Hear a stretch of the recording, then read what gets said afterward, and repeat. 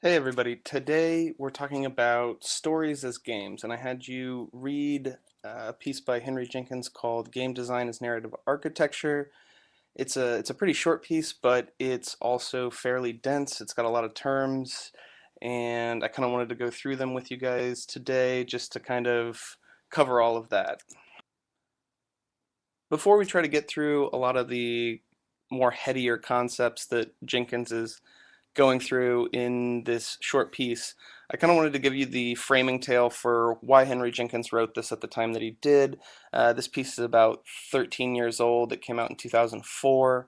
Um, and Jenkins was writing at a time of debate in game studies circles about this concept of games being considered either ludological or narratological, which I'll detail in the next slide. So this debate between ludology and narratology has kind of changed over time and gotten less important over time as kind of game studies as a form has gotten more traction in academia as well as public and private sectors in people talking about games, kind of as applying to everything.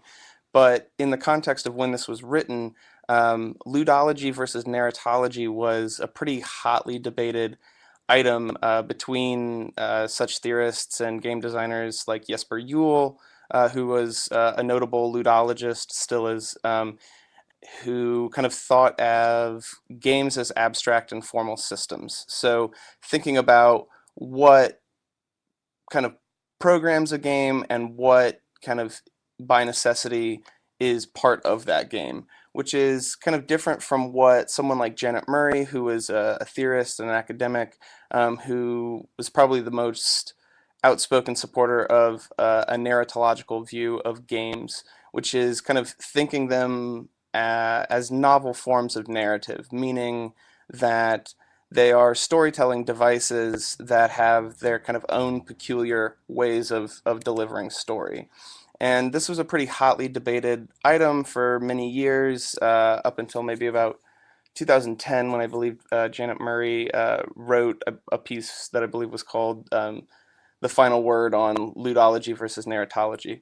None of that matters to us too much, other than this kind of conceptualization that people have thought of games as two different sides of one coin, and I think today we have a more full breadth picture of what games can do for us. But I do think that this debate kind of sparks a helpful thing for us in terms of deciding how we can use games and what their narrative systems do for us when we're deciding to tell stories that are either transmediated in some capacity or live in some sort of digital realm where there are interactive bits of that story that we have to readily kind of play game-like structures to participate within that story.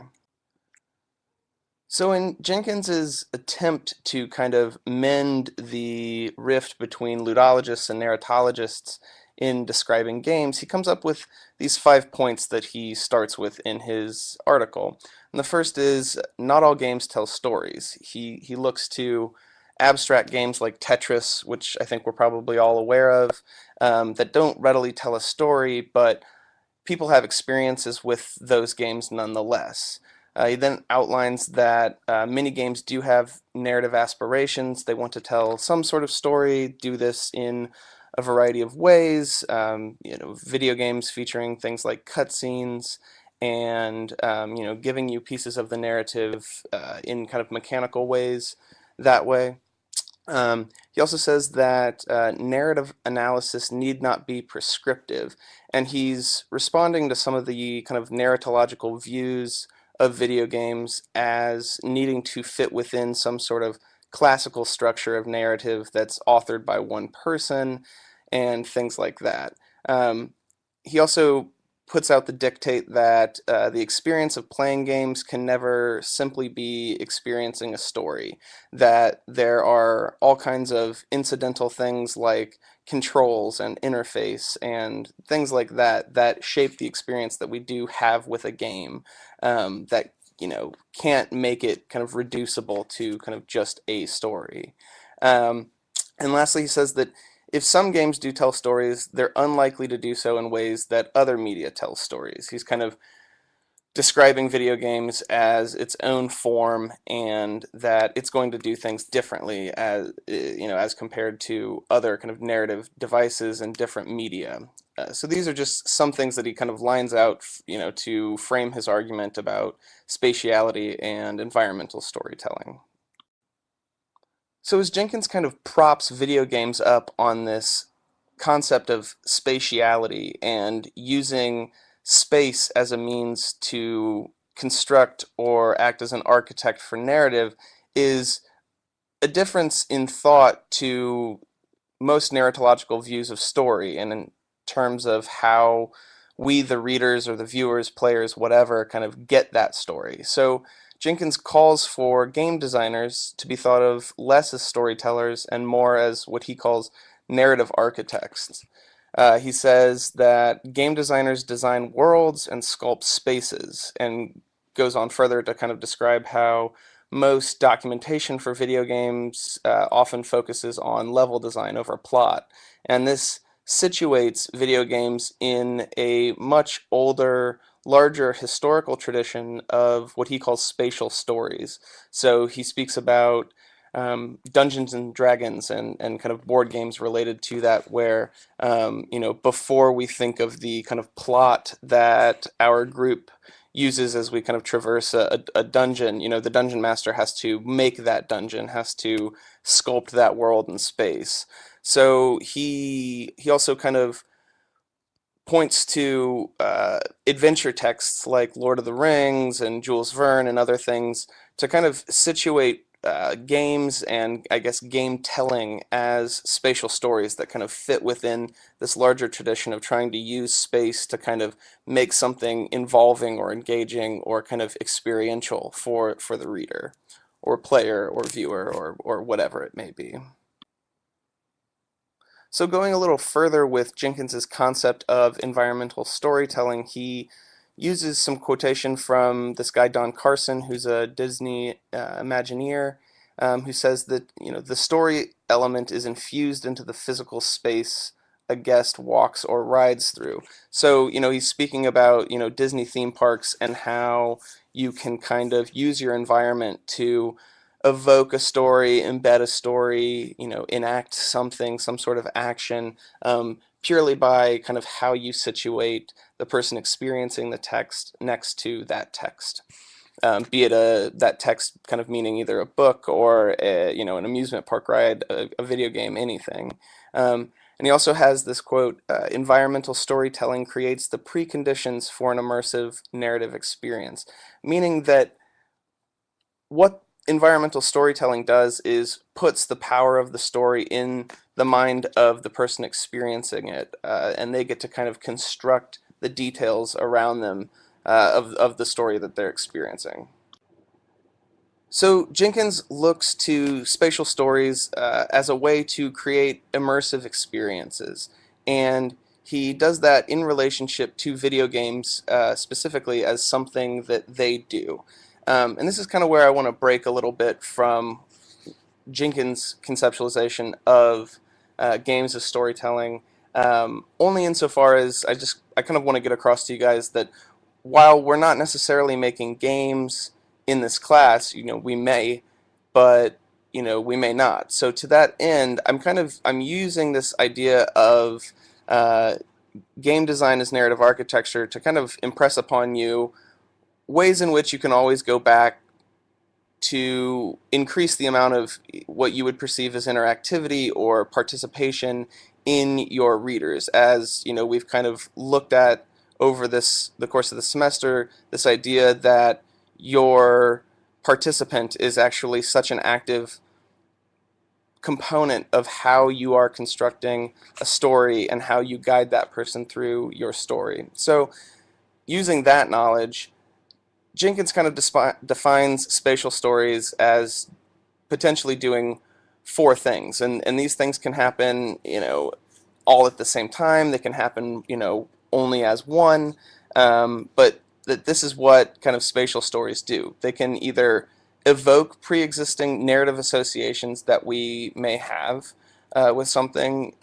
They can provide a staging ground where narrative events are enacted. They can do kind of nonlinear stories that are that contain kind of embedded narrative information within their mise en scène, or kind of everything that happens within the view of that story world. They can kind of embed narrative information within that, or they can provide resources for emergent narratives, so things that are completely constructed by the participant of that experience. And you'll have to forgive me, I think when I uploaded my slides to my annotation software, I kind of ran into some text issues, but this slide kind of serves to give you a bit more of a picture of each of those kind of four categories within spatial and environmental storytelling. So that first one is evocative stories, which is where you kind of create a realm where people can build their own stories using familiar places. So think about Star Wars and a Star Wars video game that is built off of the pre-existing Star Wars, world with its own plot and things like that.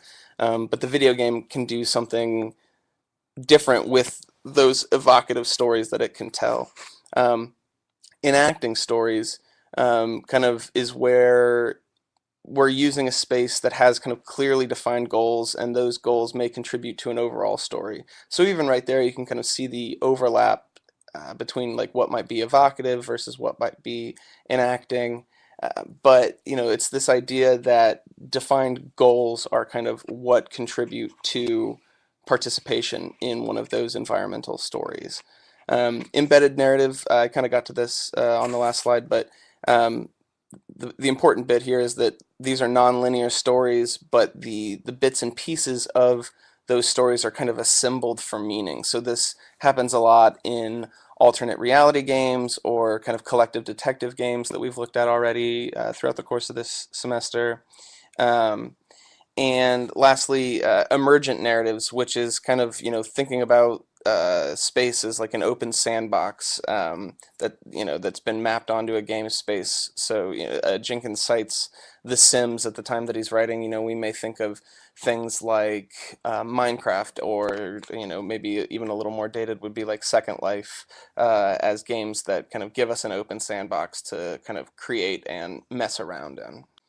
So within those different forms, we can kind of see what those things do. So an evocative story kind of uses its spatial design to enhance immersion by way of kind of altering established details, or kind of augmenting a story or story bits that are in other places.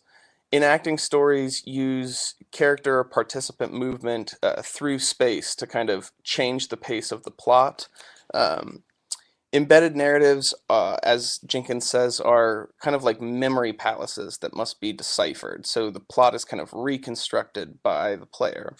And then lastly, emergent narratives, with their kind of sandbox nature, are mostly just rich with narrative potential. The idea that the participant can kind of construct the story that they want to wholesale.